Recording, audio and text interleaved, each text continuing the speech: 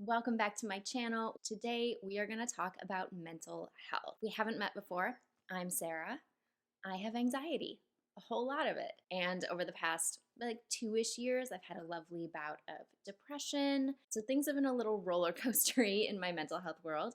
And so in this video, I want to share some of the habits and daily tools that I'm using to support the big stuff. So if you missed my previous video, I talked a little bit more about that experience over the past couple of months and the changes in my mental health and how I've been feeling a lot better, like a lot better. If you're watching this video and you're like, Sarah, you look like you're in good shape, I am feeling so much better. But I have been using some big mental health tools that I talked about in that previous video, which I will link in the description. So I'm on medication. I go to therapy. I have a psychiatrist. During that kind of difficult time, I went out of state. I went back home to my parents' house for a week. And so if you are feeling like you're in the thick of it, this stuff might not feel like it's going to be as helpful as some of the larger things. So if you are in the thick of it, you might go back to that first video and watch that, because all of those things really made the biggest shifts in my mental health. And the tools and habits that I'm talking about today are going to be kind of the daily maintenance sort of thing. So the way that I think about a lot of these, I'm looking at my notes over here. The way I think about a lot of these is, if you have ever been to a science museum, as a kid, I remember going in like elementary school, and there's a bike connected to a light bulb.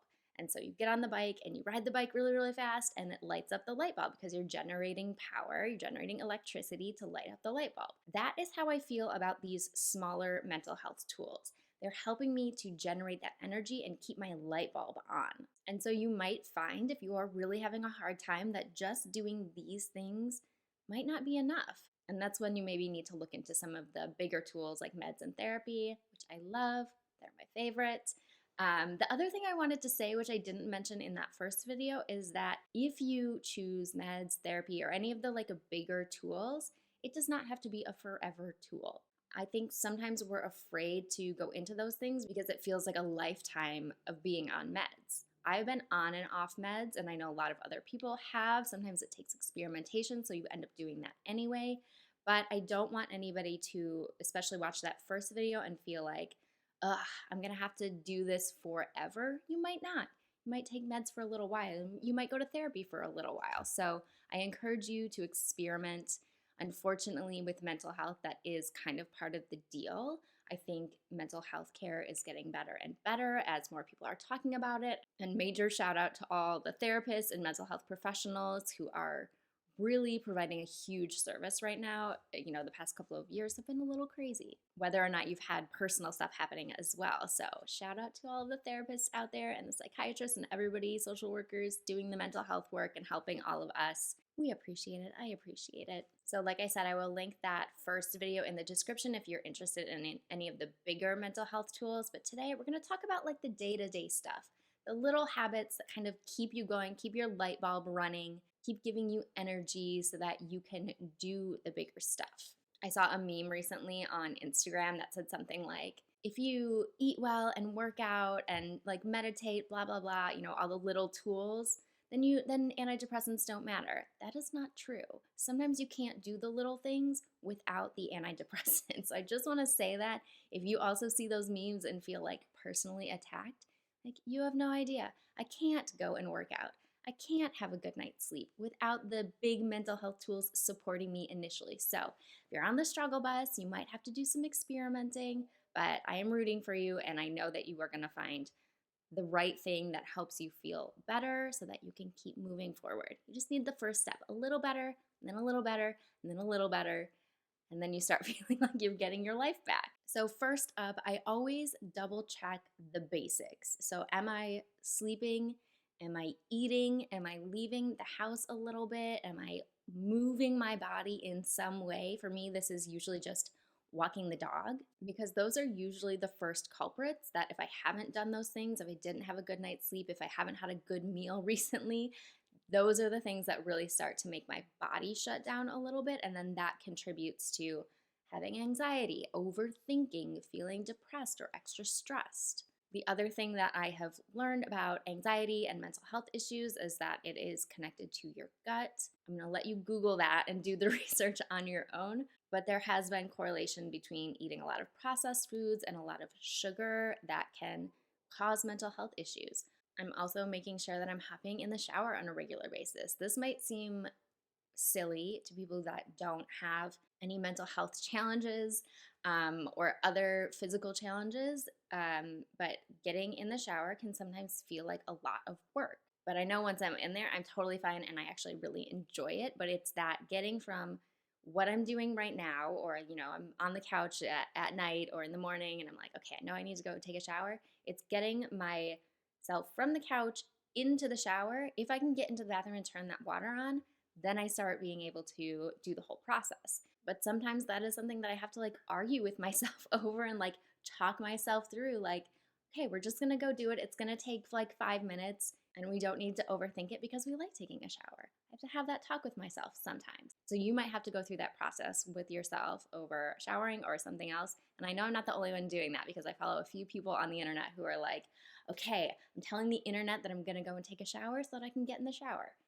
Whatever works. Whatever works. And then lastly, of that kind of like big four basics: shower, move, meals, sleep. Sleep is the big one. And often when you have mental health challenges, you're either sleeping too little, you can't fall asleep, you can't stay asleep, you're waking up at like 4 in the morning for no reason, or you might find that you're sleeping too much. That was me, about 6 months to a year ago, having depression and, waking up in the morning and just wanting to go to the couch and fall asleep again, or being able to sleep for like 12 hours many days in a row. That's too much sleep. I'm a fully grown adult. I don't need that much sleep. I know that. So I use an app called Sleepy Time. I think they got bought, and so it's named something else now. But essentially, what you do is either put in the time that you want to wake up or the time you're falling asleep. So I usually just hop in bed, I click the button that says, I'm going to sleep right now, and then it will give you increments of time based on the sleep cycle, which I think is like 90 minutes. I'm usually sleeping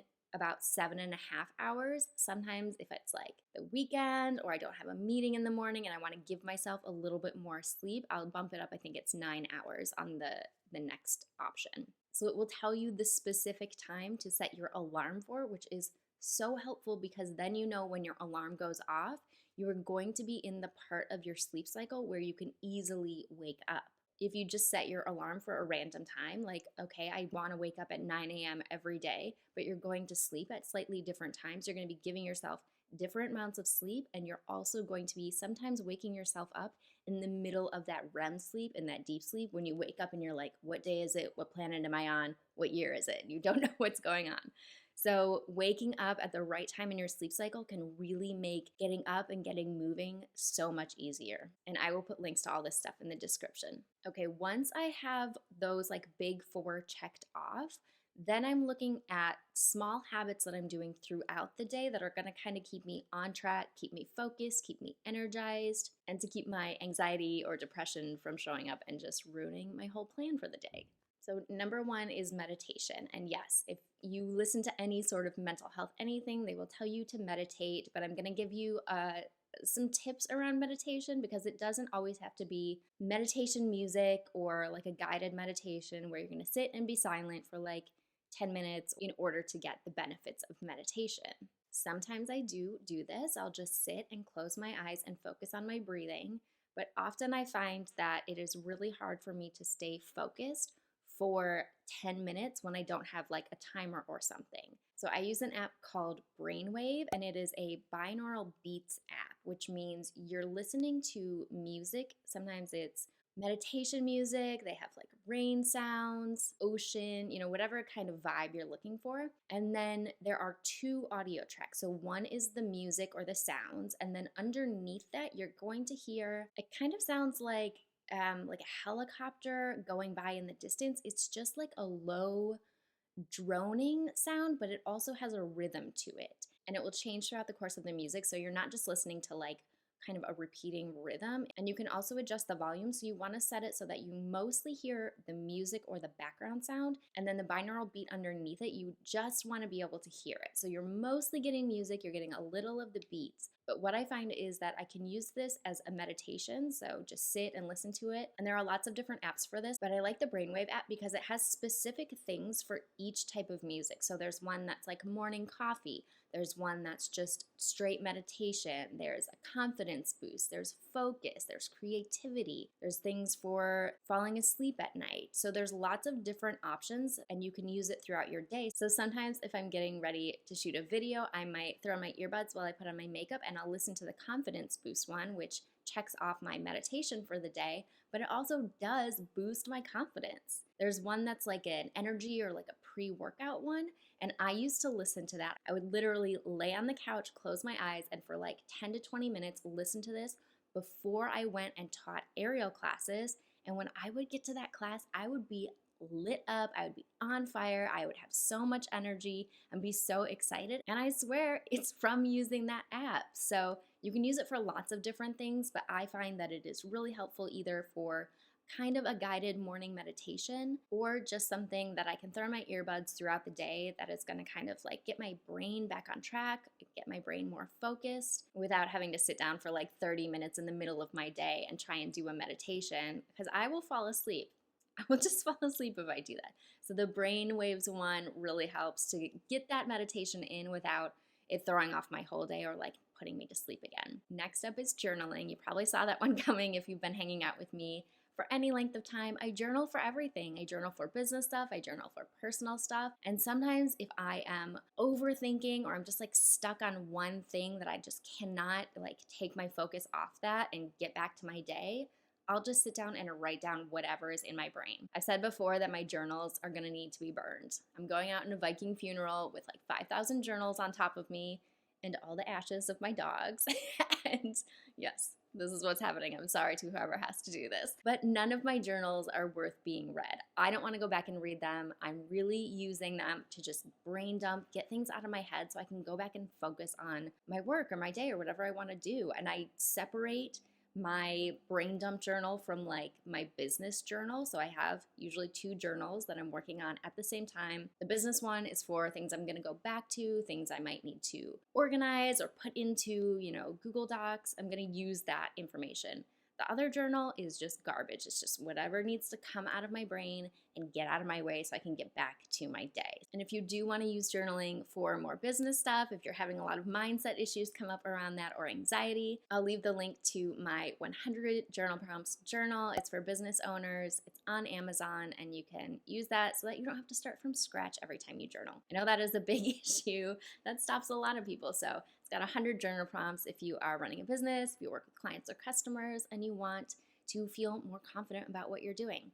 That is an excellent way to start journaling. The other thing that has helped business-wise when I have a lot of anxiety during the day is to get off my computer and just write down a list of whatever I need to accomplish, like the most important stuff. I just write down those like 3 or 4 things and ignore everything else. I ignore my ClickUp and my inbox and all of my DMs and Google Docs and everything else. And I just sit down and say, what is the most important thing? It can be just one thing or things that I need to finish today. Then just having that one singular focus really does help to calm my anxiety, calm my nerves, help me get that focus going again so I can check off the important stuff and move on with my day. Another app that I find really helpful for focus is called Brain FM. So it's brain.fm. And this is an app that you can use kind of like the binaural beats apps, but again, you're able to choose the music or the sounds, and then you're getting that kind of binaural beat droning sound underneath. And the thing with Brain FM is that it has different levels of focus. So you can tell it whether you want to be like hyper focused, you have, a deadline, you need to work nonstop and get that thing done, whether you are going to be creative, maybe you're going to be designing or writing or doing something where you need your brain to like expand a little bit, or you can use it for focus or sleep. So they have lots of options, and then you pick your type of music that you like, and then you pick your level of focus. So they have the normal version, which most people can use. They have kind of the level 2 version, which is going to give you more focus. That might be really helpful if you have anxiety or you're finding that you can't catch your thoughts, your brain's kind of all over the place. They'll dial you in. And then they have the ADHD version. So if you have ADHD, I learned about this app from someone who does have ADHD, but I also find I throw it on the ADHD setting and I am super focused. And this app has been my go-to for the days when I like cannot get focused. I'm all over the place. I'm like doing things for the dog, and then I'm going and, loading the dishwasher, and then I'm checking my email, and then I'm on Instagram, and I'm all over the place. I just put my earbuds in, turn on Brain FM for like 90 minutes, and it just zeroes me in on that task, and I'm able to bust through it, and I really don't find myself looking up or having my thoughts wander or feeling like I need to get up and do anything. Like, it locks me into that task. So if you're having trouble with focus, having something like this that you can just turn on and it's gonna really, really help you in the moment is so beneficial. That's what this video is for, so that you have more options, more tools for those little points in the day when you're like, fuck, why isn't this stuff working? Why can't I get it together? Now, if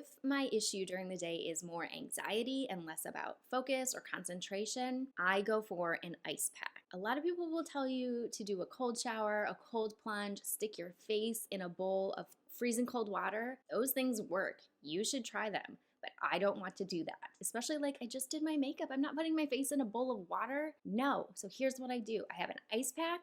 I wrap it in a little towel. I literally lay on the couch, put the ice pack on my chest or anywhere that is going to really like suck that cold into your body. I'm not a doctor. I don't know how to explain this properly, but you can put it on the back of your neck. You can put it on your wrists. Gonna like chill you, and it also has something to do with the vagus nerve, so you can Google that. I'm not gonna pretend to know exactly how it works, but I know that for me it does really help. And sometimes just having that weight on your chest, so if you like a weighted blanket, throw the weighted blanket on top. I'm always, you can see I have like 500 blankets and throw pillows around me at all times, so ice pack, blankets, a little weight, and just chilling for like 10 minutes can really help to kind of bring me out of that anxiety and get me back on track. Or it can just calm me down enough so that I can refocus and do something about it. I can go and get in the shower. I can go have a meal. I can go take a nap, and I can do those things without feeling terrible that I just like my anxiety fucked up my whole day. It happens. So one of the other things that has been really, really helpful for my mental health, for my physical health, is tracking my menstrual cycle.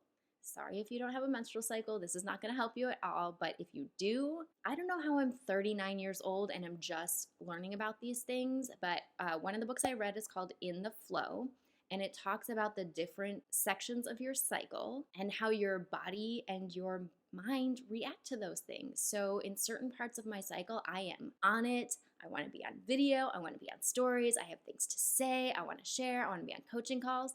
And certain days during my cycle, I don't want to do anything. I want to be under all of my pillows and blankets. I want to take a nap. I want to watch TV. And now that I've started tracking my cycle, instead of feeling guilty or like I'm lazy on those off days, I am simply saying, oh, that's the day in my cycle or the week in my cycle where I am tired, where I need to be cozy, where I don't want to talk to people. And now instead of feeling like I'm all over the place and feeling weird, I'm realizing that those are very specific days within my cycle. Why am I learning this at 39? I don't know. I hope the majority of you are like, duh, Sarah, but I have a feeling there's gonna be a whole bunch of people listening to this going, what the fuck, really? Why did we not learn this? I'm in the United States. Maybe that's the problem. Probably is the problem. So the book is called In the Flow. I'll leave a link for that. And they have an app, but I actually use an app called Stardust.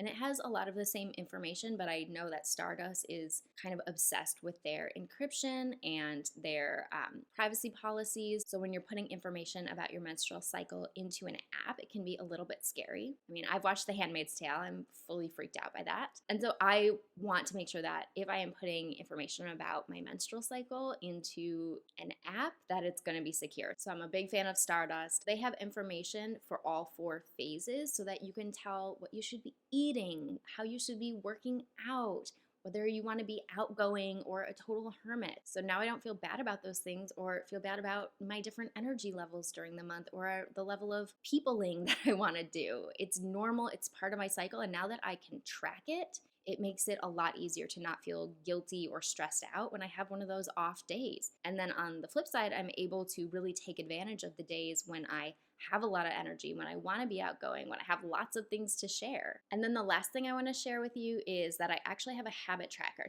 Okay, so what I've got is a habit tracker that I've created, and you can see all of the lines here. I track things like sleep, what time did I wake up, what time did I go to sleep.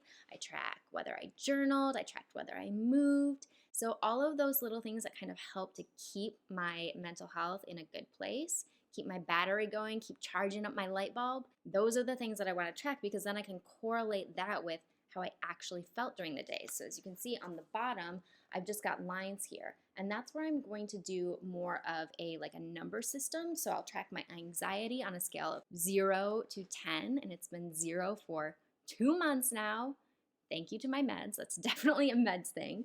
But all of the other stuff definitely helps to keep me going. So I'm tracking my anxiety, I am tracking my energy level, and I'm also tracking kind of whether I got shit done. So that's just like a yes or no question. Did we get the things done today? Did I check off my priorities, or did I not? So this is actually inside the Dare to Grow planner, and that has all of the business planning, content planning, lots of calendars, and daily pages, but that is included in there. So on the weekly page, that's my weekly page all filled in, and it's right inside. So you're doing it every single week. It's like part of the process. So this is on Amazon, 90-day business and content planner.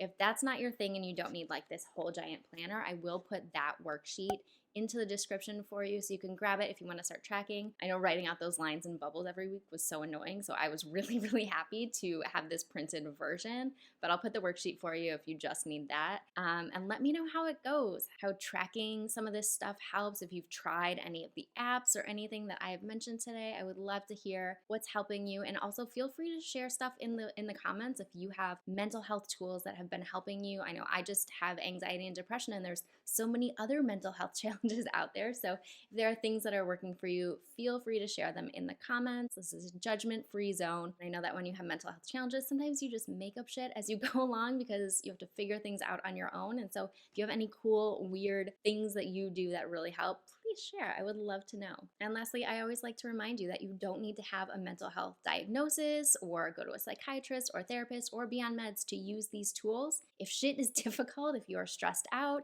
if you are feeling anxious, try some of this stuff and see what happens, because once you start stacking these up, I think they really help to kind of create a support system so that you're physically able to do more of the bigger mental health stuff. Or if it's really hard, do the big mental health stuff first, check into meds and therapy, talk to a psychiatrist. I will link the apps that I use. I'm on BetterHelp and Cerebral. Those work really well because I know finding a mental health care provider can be so challenging, even if you have insurance, and it should be easy. It's kind of a mess. It's kind of difficult still. It's getting better with things like apps, making it easier, making it more affordable. So I will leave links to those in the description. Check them out. And you're totally welcome to send me a DM on Instagram if you have questions that you don't want to put out in the comments. I know this stuff is tough, and I'm happy to share my experiences with you or give you a little encouragement. But keep going. There is sunshine behind every cloud, even if the clouds stay for fucking forever.